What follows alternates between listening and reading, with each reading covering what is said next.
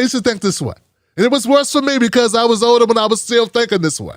Kwame thinks black people and white people are basically in the same bucket. He doesn't understand that we are underneath the bucket. Shit, what can I say? And shout out to all the gang, not the gang. I don't like saying that because everybody take it the wrong way. But shout out to we the people, because we the people is really all inclusive. You don't have to separate that into any group. You could just say we the people. And that's why I'm not just going to promote black owned businesses, because goddamn, there's some white folks that's got some small businesses right there in the hood, and they just as oppressed and just as down as us.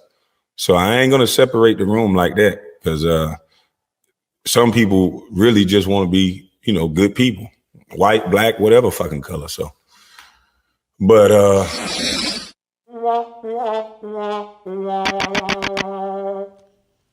yeah, I played the loser music, man. He needs to hear the loser music.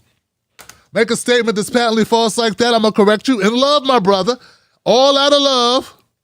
But I gotta correct you on this, brother, because once again, you're too big, you're too loud, you're too strong. People pay attention to you. 10,000 people watch you say that. I didn't see anyone correct that shit. They go along with the get along gang. You creating your own go along, get along gang. All right, so with all seriousness, here we go, guys. Black-owned small businesses are hit harder by the pandemic than white-owned firms. This is just reality. How much, Tim Black? What's the difference here? H&R Block survey of almost 3,000 small businesses found that 53% of black businesses owners saw their revenue drop by half compared to 37% of white small businesses. 53 to 37, that's almost double. When Kwame says, I know some black business been hurt, white business been hurt. Let's help everybody. I know that sounds good. Problem is, most of our black businesses that have been hurt won't be coming back, Kwame, because we're undercapitalized. We're underfunded. We have a legacy of being able to it's harder for us to get loans. So that means we're undercapitalized. When we take a hit, like a pandemic, we are screwed. I know, I have a small business. I did not play in the NBA. I'm barely hanging in there. A Main Street Alliance Color of Change poll released in October found that only 40% of black businesses expected to remain open over the ensuing months. Only 40% of us, black businesses, black small businesses, even saw themselves staying open. There's no way we could survive this shit. Compared with 46% of Asian respondents, 48% of Latinx, and 55% of whites. So we were least likely to stay open. 40% of black businesses expected to remain open, 46% of Asian, 48% of Latinx, 55% of whites.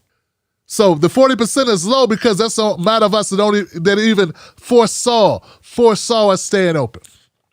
That means 60% did not see themselves staying open. You understand? There's no way they were going to make it through. I went to a restaurant, a great restaurant. I want to take Mrs. Black to on my day off. I said, let's call and make sure it's open. It's not an expensive restaurant, but they got good food. Good thing we checked. It's closed. It's gone. Pandemic. I know it sounds good to say we're all in the same boat. We're all struggling. Everybody's struggling. It's not equal though. Contrary to what you hear on Twitter or on Instagram, most black businesses did not fraudulently get PPP loans. I don't know why this type of shit gets elevated for us, why it gets like circulated, like, oh, all these black people are getting these PPP loans they shouldn't get. That's true. We were last on that list. Just know this, Kwame. Here goes a good way this is a good rule of thumb. And if you go by this rule of thumb, 95% if not more, if 95 or 98% of the time, you'll be right. Listen to your Uncle Tim Black. Here it goes. Even when you don't know exactly, you haven't had a chance to research it, you can trust this. We're going to be at the top of everything bad. Any list that's bad, who's dying earliest, right? Who's underfunded, who's brokest, that's us. Now, anything good, we're going to be at the bottom of that. Okay? Who's doing well? Bottom. Who's living longest? Bottom. Who's having the most access to opportunity? Bottom. These are things you can count on. This is why reparations, a word I've never heard you use, this is why reparations is important. And this is why I need you not to go in front of 10,000 people, predominantly black people, and tell them that us and white people the same and we all struggling the same, so, you know. It's not true. If I wish it were true.